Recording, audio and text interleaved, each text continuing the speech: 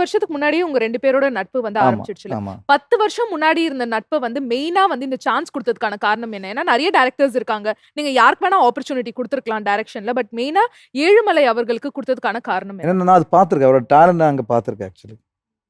அங்க மைனா டைம்ல இருந்து ஆஃப் கோர்ஸ் கும்கில நான் இல்ல. கும்கிலும் கோ டைரக்டரா இருந்தேன். மைனா டைம்ல அவரோட இன்வால்வ்மென்ட் நான் பார்த்துருக்கேன் ஆக்சுவலி.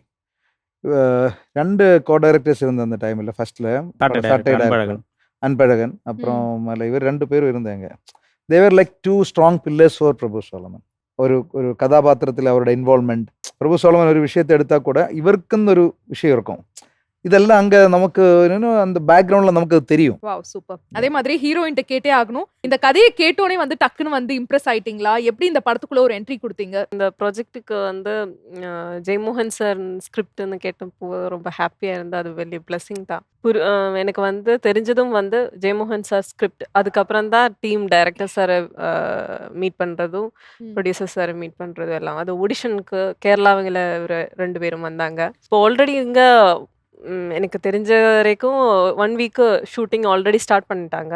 ஹீரோயின் இல்லாம ஸ்டார்ட் பண்ணியாச்சு. ஆமா. ஃபர்ஸ்ட் ஆமா. There was a reason for it. மாசத்துக்கு முன்னாடி மார்கழி மாசத்துல ஆரம்பிக்கணும்ன்றதுனால ஓகே. ஸ்டார்ட் அத பண்ணதுக்காக அப்படி